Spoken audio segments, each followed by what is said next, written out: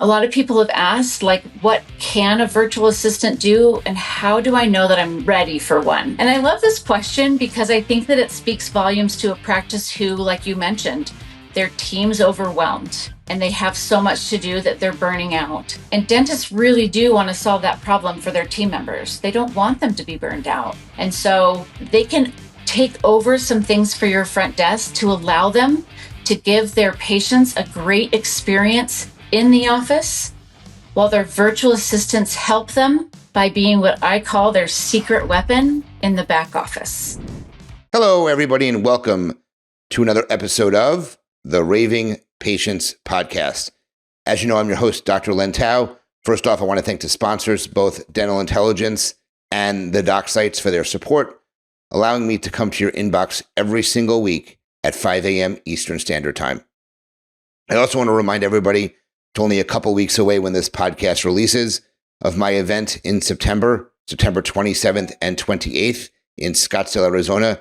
Supercharge your dental practice. The second time we're doing it. Last year was in Delray Beach. This year is at the Scott Resort and Spa in Scottsdale, Arizona. If you're interested in attending, go to superchargeyourdentalpractice.com and use the code RAVING, R-A-V-I-N-G, to save $100 on your registration.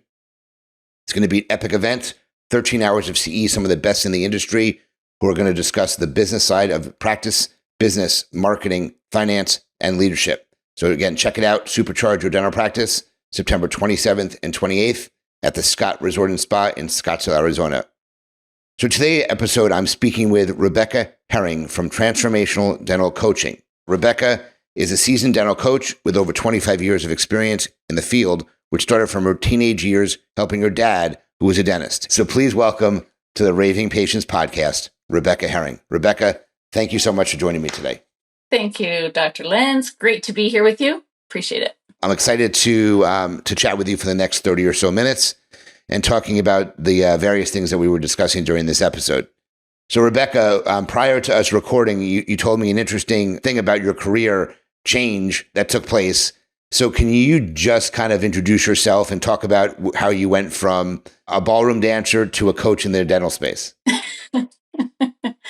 Sure can. Thanks, Len, for asking. My first career, I was a professional ballroom dancer. I really enjoyed dancing and being creative. And so for the first half of my life, I started out with dancing and competitively competing throughout the United States, and started actually a ballroom career and courses at the colleges that I attended. Graduated, and then I started teaching at universities throughout the United States.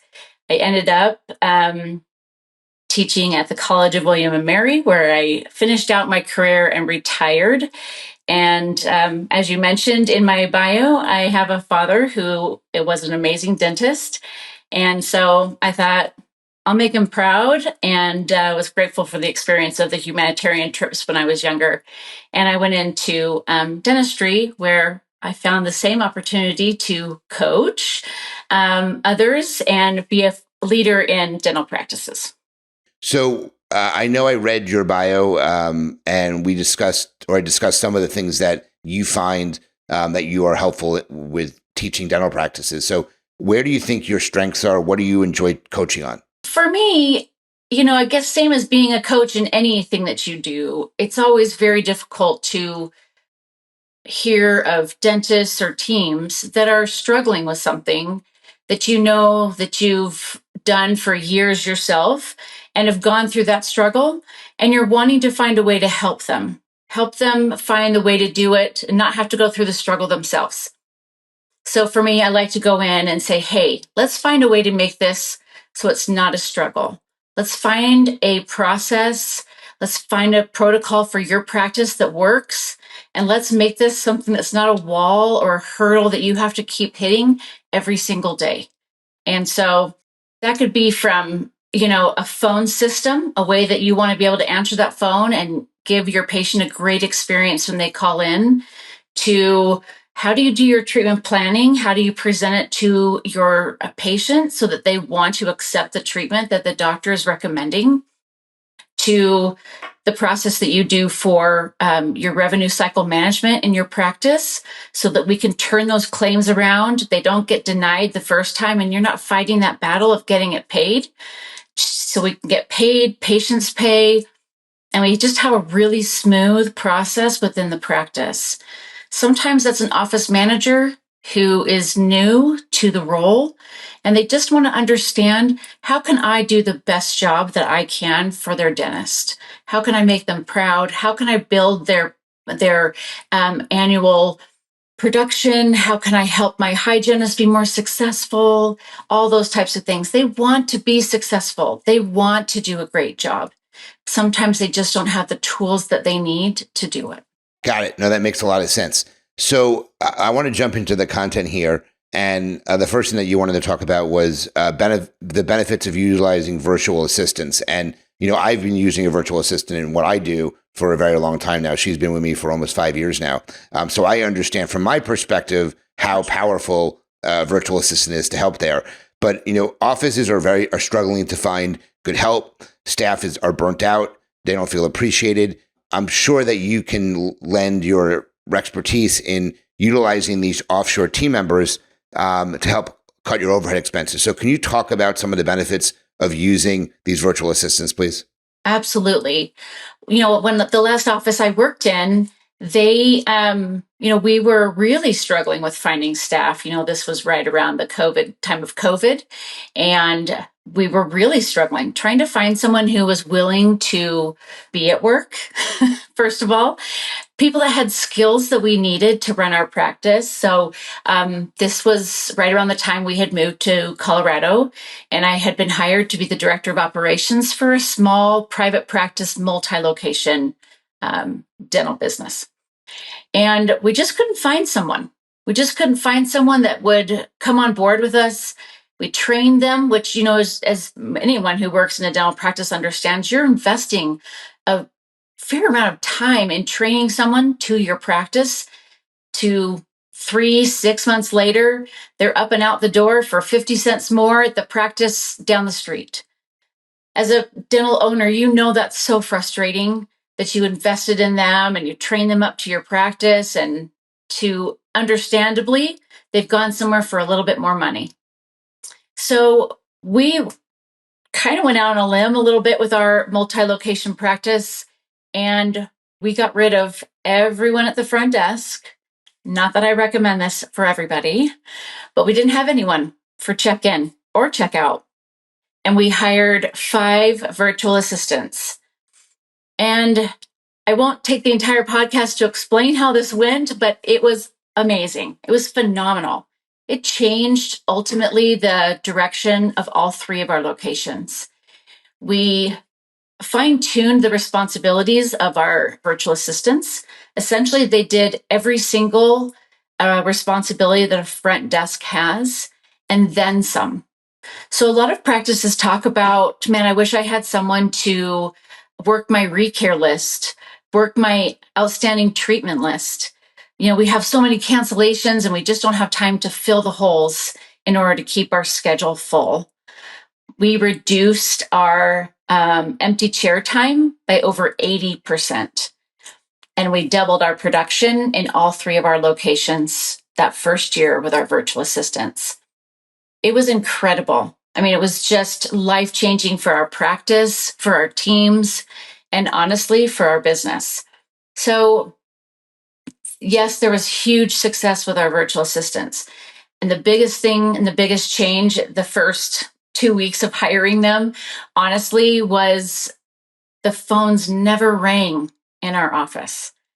And the peace and the calm that overtook the practice was absolutely amazing.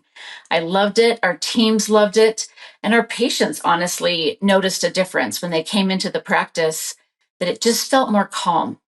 And there wasn't that feeling of not chaos, but just kind of that hum that's always happening in a practice. So a lot of people have asked, what can a virtual assistant do? And how do I know that I'm ready for one, right? Or how do I know that I need one? And I love this question because I think that it speaks volumes to a practice who, like you mentioned, their team's overwhelmed and they have so much to do that they're burning out. And dentists really do want to solve that problem for their team members. They don't want them to be burned out. And so they can take over some things for your front desk to allow them to give their patients a great experience in the office while their virtual assistants help them by being what I call their secret weapon in the back office. They can do their claims. They can answer their phones. They can take that time with a new patient on the phone that your team members in the office wish that they could give them to give them that awesome experience calling into your practice that they're just so busy, they don't have time to necessarily do. So for me, virtual assistants are amazing and they can give that extra white glove service, I guess you mentioned, to your patients that just gives that extra gold standard to your practice and to your business that we wish we had time to do. But it also alleviates the pressure on your team members to allow them not to have the burnout. They can answer your phones after hours. That's amazing, right? Don't miss those calls. Or if you're not open on a Friday, they can work a Friday, half a day for you and answer those calls and get your patients scheduled and make sure that your schedule on Monday morning will be full to allow for a full scheduled Monday. There's so much to it that I'm a real firm believer. And then, of course, the biggest benefit to practice is, of course, that is just reducing your overhead for salary in your practice, which is the greatest benefit, I think, for our dentists today.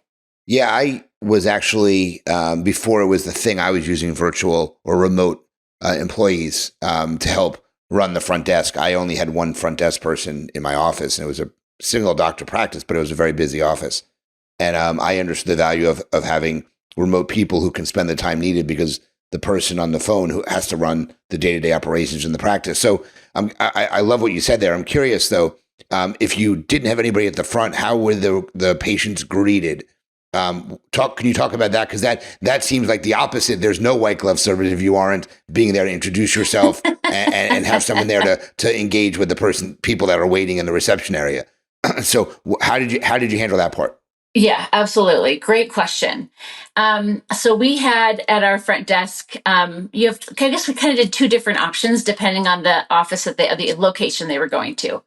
Our biggest one, we had a 360 camera on the ceiling. So the virtual assistant in the practice could see, check in, and check out at the same time. So there was a screen. So they were physically on the screen. They just weren't actually in the practice. So they could talk to the patient. It wasn't the first option we had. This took us, of course, some time to implement in the practice. At first, the patients came in and there was a little sign at the front desk and they were greeted with a very nice sign. And they checked in on the kiosk, which of course told our staff in the back that the patient had checked in and they were ready to go. But to offset the fact that there wasn't someone sitting there to greet them, we put amazing massage chairs in the waiting room. So when the patients came in, they checked themselves in and they sat down in massage chairs. Now, this was twofold, I guess. One, white glove service, right? That gold, oh man, sit down, I want to have a massage while I'm waiting to go back to the dentist. It helped our patients relax, and it also helped us avoid that showing up late for your appointment. Patients would arrive early. They wanted to sit in the massage chairs and have a nice massage before they went back for their appointment. But eventually the check-in had a nice 50-inch screen. So literally was someone as big as, we are sitting there to greet them. Hi, nice to have you. Please check in on our kiosk. They could take a credit card payment if they want to when they checked in. The little swipe was there when they checked in. They could just swipe their credit card. The forms were on the kiosk. That was pretty rare that someone had a form to do because Again, our VAs were trained to get all the paperwork done before the patient arrived in the practice. So we had so many things just automated, right? Our practices should be as automated as they can be, to avoid having to do a lot of hands-on things when the patient arrives. But it really became a very smooth process. It also allowed our assistants to have a little bit more hands-on with our patients too, by coming to grab them from the waiting room, bring them back to the operatory. They got to chat with the patient a little bit more, get them seated, and those types of things. Yeah, I was obviously very big into patient experience. I still am, obviously, to a different extent because Yes. I don't practice anymore. But we had offered our patients paraffin wax for their hands. Mm-hmm. And obviously, a lot of it was prior to COVID. And one of the rules we had was if you wanted to use the paraffin for your hands, you had to show up on time. And if they showed up late, they couldn't get that. So that's similar thing to you. If they use the massage chairs, they wanted to come early or come on time to use those features. So I think that's a really great way to get them to actually show up, because you want to make the patient love coming to the dentist, or they're going to find every excuse under the sun not to come. So I think that's awesome. I really do. So can you talk about some of the disadvantages of having a virtual assistant? Because I think there's a lot of good features, but there are also some things that may not be the best from an advantageous perspective. So can you just touch on very briefly some of the things that you find that are lacking when you have only virtual people? Yeah. So, I mean, the biggest thing that I tell people when we talk about implementing a virtual assistant into their practice is that they are not a plug and play. You're not getting somebody who's like been prepped and ready and they know exactly what they're doing when they come to your practice. They're just like any other employee that you hire. They are technically your employee. You do get to vet for them. You do get to interview them. You get to talk to them. And you get to hire them. Just like any other hire, you do still have to invest time into them as a new employee. So the difference between a virtual assistant and hiring someone in your practice live is that it does take a little more time and a little more effort to train a virtual assistant for your practice. Someone who's in your practice with you gets to sit next to you. They get to listen to you. They get to interact with you all day long in person. So they get to hear you on the phone when you're talking to patients. They pick up on little cues all day long. Unlike the virtual assistant, they're not physically there with you. So the time in the training is a lot of either by phone or by Zoom or Google Meet, some way that you have to physically be with them or they have to be with you to do that training. That is a con. That is kind of something that's a little more difficult. But I do want to flip that around by saying those virtual assistants, when they're trained, are not someone who's going to say, oh, hey, here's my resignation and I'm out today for 50 cents more an hour. So the investment in them with that time is absolutely worth it because they're going to stay forever. So it is harder and a little more time investing, but they are going to stay. And that's why, which our next question is, why that they need a standard operating procedure, because when you have standard operating procedures, everybody follows the same rules. So can you talk about that, why SOPs are really important? Yeah, I mean, just like anyone who's working in your practice, of course, sitting down with someone and taking someone that's going to train them away from their job, right? To train that person for every single thing is extremely difficult. So what we want to provide is some type of standard operating procedure or your protocol for the different steps within your practice. When we have those in place, it's very easy to train someone. So a great example, and I'll implement this back again to the virtual assistants, was like our scheduling handbook. This was literally every single procedure that we did in the practice, how long it's scheduled for, how much time was like assistant time, doctor time, and assistant time. And it sounds a little monotonous and like very time consuming, but it was extremely helpful. If you had a temp come in and help you at your front desk for a day, that could have been, I mean, it can and will be extremely helpful for anyone who's, if I walked into your practice and I needed to help you for a day, what would you need me to know? What would be most helpful, even if I just had to fill in and help answer phones for you, right? Scheduling, protocol for a new patient, right? What do I need to get from that new patient? And where do I enter it into your PMS system or your practice management system? So just some of those basics, screenshots, putting it into a little notebook for training, super easy. Checklists, what are the important things that I need to do in that position, is extremely helpful for training. And another thing that I'm really adamant about in offices is just because you train someone the first day, the first 30 days when they come on board with you, I think another thing that's really important is that there's always ongoing training. Someone's going to stay with you for a long time. We only remember about 10% of the things that we're taught in that first 30 days in that position. And of course, we still kind of pick up as we go along. But that's where our SOPs, ongoing training with our staff is crucial and important. And that's where our SOPs can help us. Got it. No, I agree with you. I'm a big fan of standard operating procedures.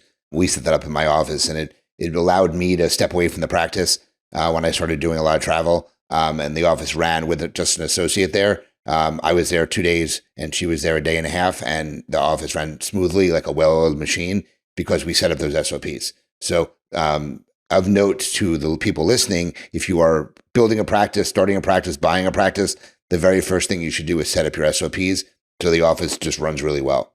So I'm a big believer in SOPs. So let's talk about revenue cycle management.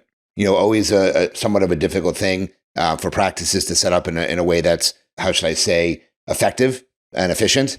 So can you talk about what your recommendations are for the protocols for revenue cycle management? Absolutely.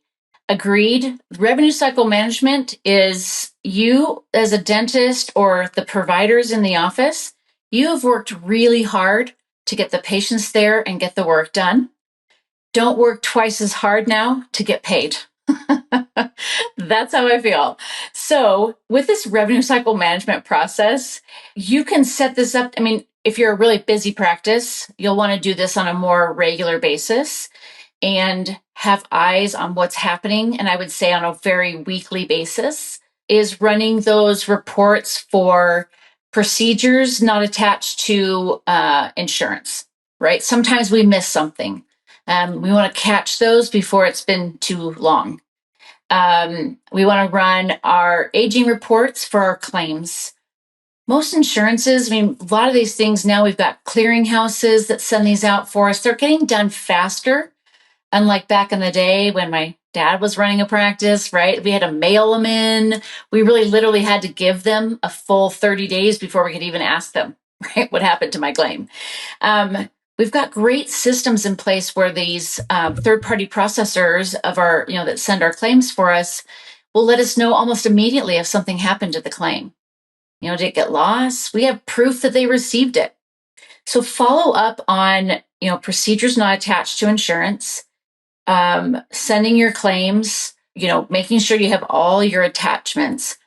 You've got creating an SOP again for what should be attached to different procedures so that you have a really good system. Okay, I've got my SRPs, so I need to make sure I attach my perio chart. I need to make sure I attach my FMX. I need to know if they've had previous SRPs and what those dates were. And the insurance companies now are trying to be a little more, I think, in line with this SOP as well. And they don't want a little fluffy narrative that we've written. They want the notes from the provider. So copy, paste, and some of this now is also training the providers, doctors or hygienists, to make sure that their notes are very detailed with the things that the insurances need to know. So one of the things I like to kind of train offices on for their revenue cycle management is to see which of the insurance companies that they're in network with, which one has the highest standard, right? Which one requires the most from your practice, and then make that your standard for every insurance company. So some of them don't want anything. Just send them the claim and they'll pay it. But then you have some that are really tough. I mean, they want like almost everything under the sun. So if you make that your standard for sending to insurance companies, then you know you're never going to go wrong, right? So I like to make that kind of make this your standard, and then you know you're never going to go wrong and you're not going to miss something depending on every insurance company's different requirements. And that will help set you up for success when you send your claims in.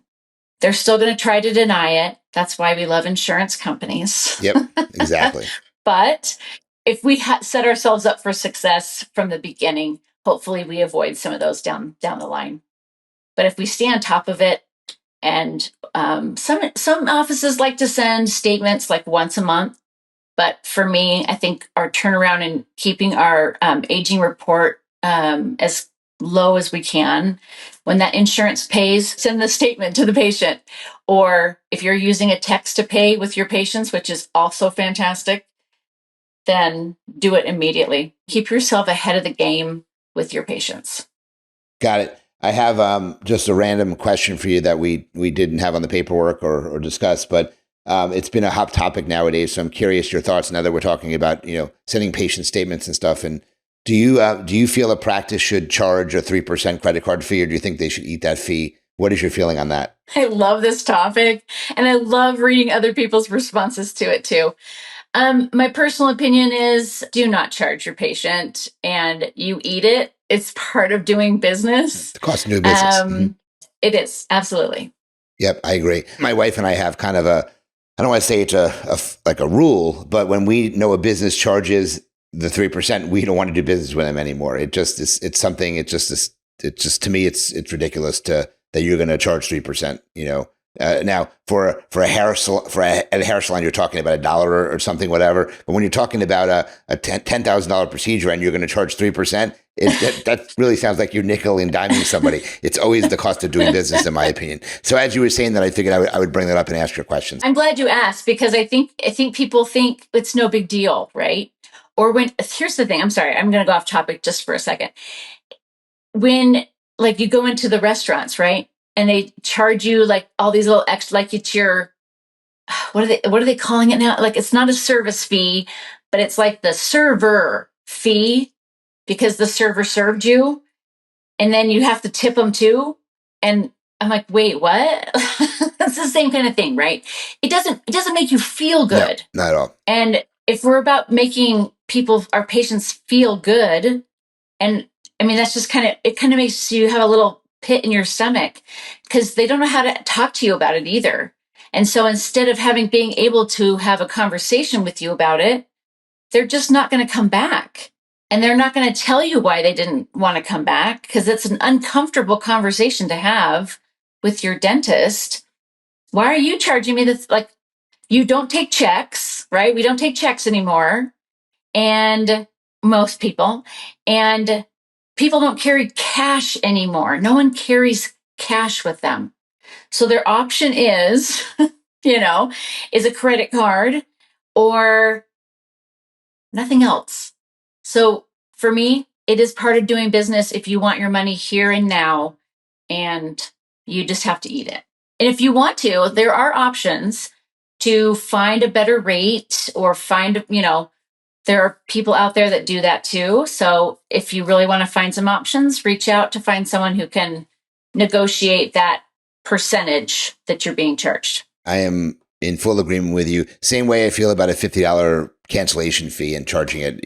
Not only are patients, it's a fee if you want the patient to leave. That's why you charge them. You also can get a better review, which I obviously deal with all the time when people want to charge a $50 fee. So we're in complete agreement on that. Rebecca, is there anything else that you wanted to talk about that we didn't have time to do yet? No, I think we've touched on some really great topics for your listeners. So we are going to switch to one of my favorite sections. It's our Q&A, lightning round Q&A. And just to remind you, I'm going to ask you business-related questions. Answer them as quickly as you can. No long, drawn-out answers. They should be like this. So first question, who do you look to for advice or mentorship?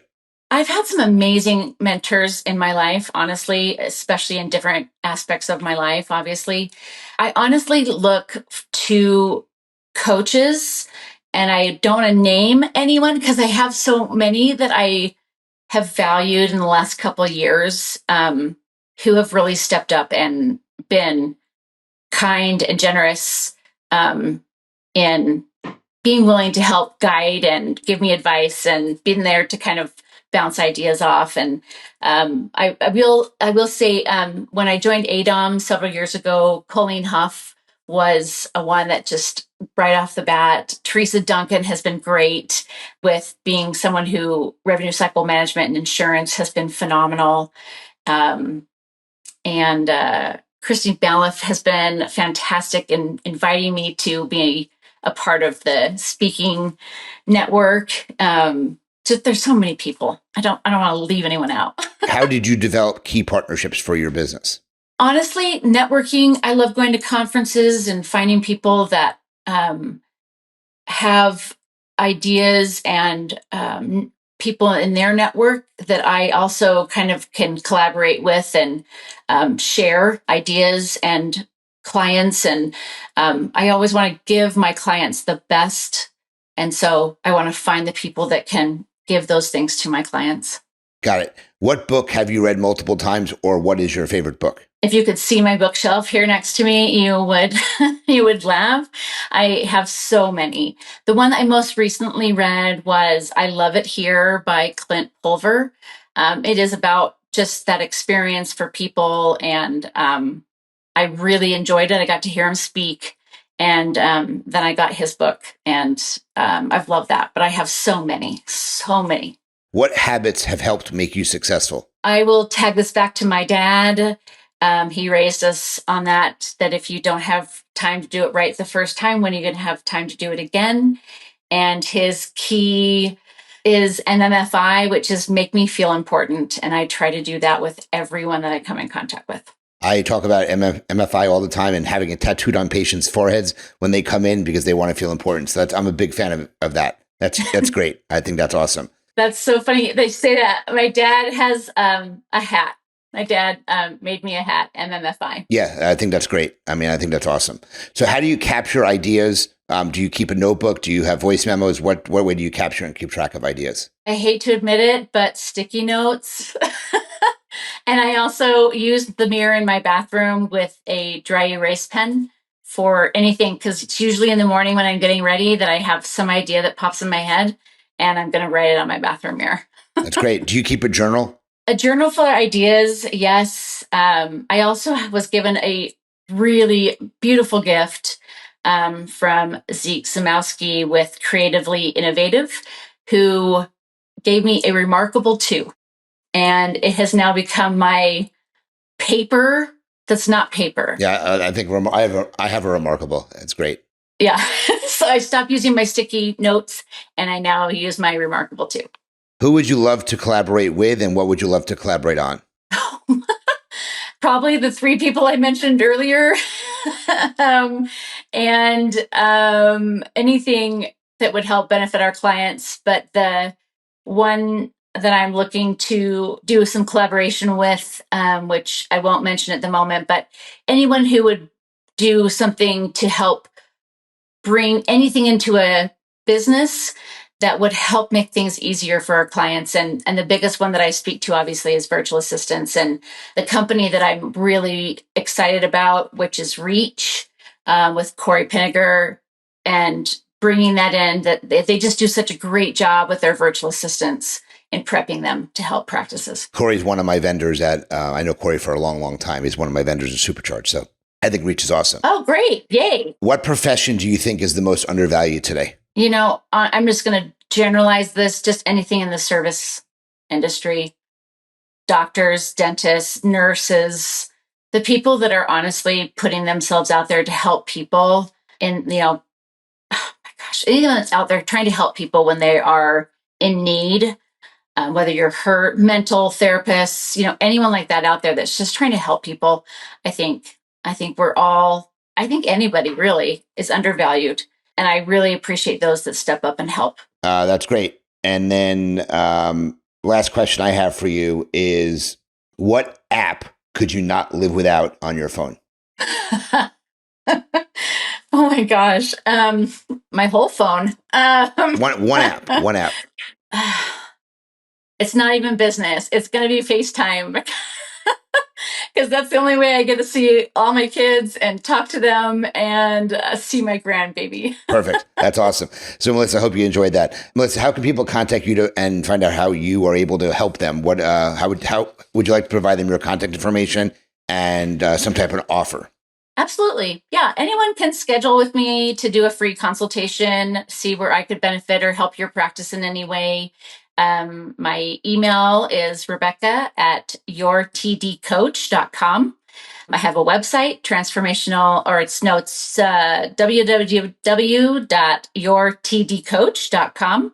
You're welcome to reach out to me by phone if you want to just give me a call and chat. It's 720-880-8444. I do have Facebook, LinkedIn, Instagram, all under Transformational Dental Coaching. And I would love to chat with anyone. Rebecca, thank you so much for joining me today. I really loved what we talked about. I really appreciated the back and forth that you had and some of your suggestions on virtual assistants. If you liked to learn more about what Rebecca can do, please reach out to Rebecca. She gave her contact information. If you like the episode, please share it. Please let your colleagues know about the episode. Like us, review us, do everything you can to help promote the podcast. We're in season 7 and we're full steam ahead. So lots of episodes to listen to if you haven't listened to one yet. Remember about my event, Supercharge Dental Practice in Scottsdale, Arizona. I want to thank the sponsors again, both Dental Intelligence and the Doc Sites, for their support. And as I end every single podcast, remember, your reputation matters. Until the next episode, thank you so much for joining me today, and we'll talk to everybody soon.